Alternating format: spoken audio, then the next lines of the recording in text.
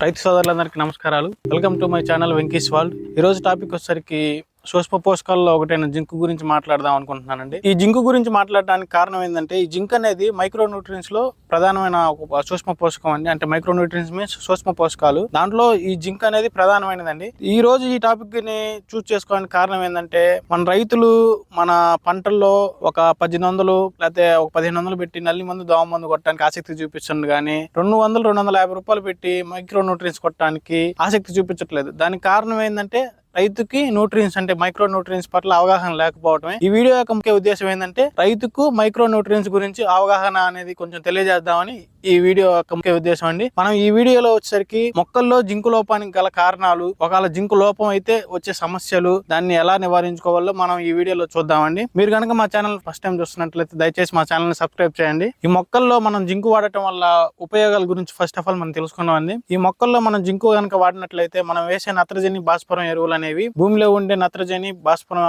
ఎరువులు జింక్ అనే మూలకం మొక్కకు అందించి, తద్వారా మనకు వేరు వ్యవస్థ డెవలప్ కావడానికి మొక్క ఎదుగుదలకు ఉపయోగపడుతుందండి. అదే విధంగా ఈ జింక్ వచ్చేసరికి మొక్కల్లో అవసరమైన అంటే ఎదుగుదలకు అవసరమైన ఎండోలెసిటిక్ ఆమ్లాన్ని ఉత్పత్తి చేస్తుంది. అంటే ఎండోలెసిటిక్ ఆమ్లం యొక్క పర్సెంటేజ్ ని ఈ జింక్ అనే మూలకం మొక్కల్లో పెంచుతుంది. దాని వల్ల ఏమైతుంది, మొక్క అనేది ఎదుగుదలకు ఉపయోగపడుతుంది. ఆ ఎండోలెసిటిక్ ఆమ్లం అనేది ఎదుగుదలకు ఉపయోగపడుతుంది. అదే విధంగా మనకు ఈ జింకు కనుక మనం మొక్కల్లో వాడుకున్నట్లయితే, మనకి వేరు వ్యవస్థ ఉంటుంది కదా, పీచు వేరు వ్యవస్థ అనేది చాలా డెవలప్ కావడానికి, పంట ఎదుగుదల బాగుండటానికి ఈ విధంగా ఉపయోగపడుతుందండి. ఈ జింకును కనుక మనం వాడుకున్నట్లయితే పంట పైరులో మనం అనుకున్నంత దిగుబడిని సాధించవచ్చు. ఈ మొక్కల్లో జింకు లోపం అనేది ఎక్కడెక్కడ మనం చూడొచ్చు అంటే, చౌడు నేలలు ఉంటాయి. చౌడు నేలల్లో మనం ప్రధానంగా చూడొచ్చండి ఈ జింకు లోపం అనేది. అదే విధంగా మనం పంట మార్పిడి లేని నేలలు ఉంటాయి. అంటే ఈ సంవత్సరం వరేసి మళ్ళీ వచ్చే సంవత్సరం వరి వేయటం, అలాంటి నేలల్లో కూడా ఈ జింకు లోపాన్ని మనం ప్రధానంగా గమనించవచ్చు. అదే విధంగా మనం నేలలో మోతాదుకు మించి భాస్వరం నత్రజని ఎరువులు వాడటం వల్ల, అవి మోతాదుకు మించి అంటే మనం పర్సెంటేజ్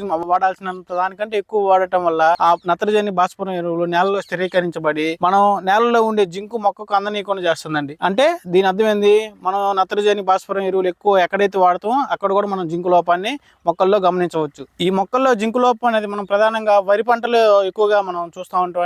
మనం మిరప పంటలో కూడా ఈ జింకు లోపం అనేది మనకు కనపడతా ఉంటది. వరిలో వచ్చేసరికి ఈ జింకు లోపం వల్ల వరి పైరు అనేది ఎదగదు, అదే విధంగా గంటు కట్టదు. వరి పైరులో వచ్చేసరికి మనం జింకు లోపం కనుక ఉన్నట్లయితే ఆకులపై తుప్పులు లాంటి మచ్చలు ఏర్పడతాయండి. దీని వల్ల వచ్చేసరికి జింకు లోపం వల్ల వరిలో పైరు అసలు ఎదగదు. మనం ఎక్కడ స్టార్టింగ్ అంతే ఉంటుంది. అదే విధంగా ఆకుల అంచులు వెంబడి పసుపు కలర్ లో మచ్చలు ఏర్పడతాయండి. మనకు బాగా గుర్తు ఏంటంటే, మన మొక్కల్లో జింకు లోపం వస్తే ఆకులు అనేవి తుప్పులు లాంటి మచ్చలు ఆకులపై ఉంటాయి. అదే విధంగా పసుపు పచ్చ కలర్లో అంచులు పసుపు పచ్చ కలర్లో ఏర్పడతాయి. ఈ రెండే మనకు బాగా గుర్తు మన పైరులో కనుక జింకు లోపం ఉన్నట్లయితే. మొక్కల్లో జింకు లోపాన్ని మనం నివారించుకోవాలంటే కొన్ని పద్ధతులు మనం పాటిస్తే జింకు లోపాన్ని నివారించుకొని అధిక దిగుబడిని మనం పొందవచ్చండి. ఫస్ట్ ఆఫ్ ఆల్, మనం మొక్కల్లో కనుక జింకు లోపాన్ని నివారించుకోవాలంటే మనం రసాయనిక ఎరువుల వాడకాన్ని తగ్గించి సేంద్రియ ఎరువులను పెంచాలి. అంటే పశువుల ఎరువు, పశువుల పేడ లాంటి వాటి వాడకాన్ని పెంచితే వాటిల్లో మైక్రో న్యూట్రియన్స్ పుష్కలంగా ఉంటాయి కాబట్టి మనకి ఈ జింకు లోపం అనేది నివారించుకోవచ్చు. మన రసాయనిక ఎరువుల వాడకాన్ని తగ్గించి సేమ్ టైం సేంద్రియ ఎరువుల వాడకాన్ని మనం పెంచాలి. అది ఫస్ట్ పాయింట్, అదొకటి.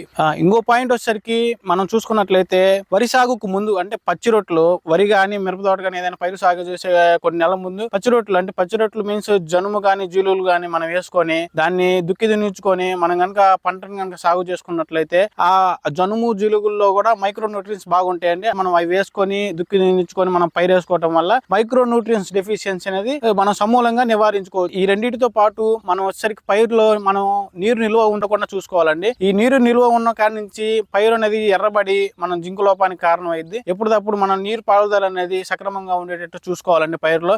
ఈ సేంద్రియ ఎరువులు వాడకాన్ని పెంచుతుంతో పాటు ఈ జనుము జీలు అంటే పచ్చి రొట్టెల ఎరువులు వేసుకొని దమ్ము దుక్కించుకొని వరి పైరును సాగు చేసుకోవడంతో పాటు ఇంకొక 3 పద్ధతులు ఉన్నాయండి.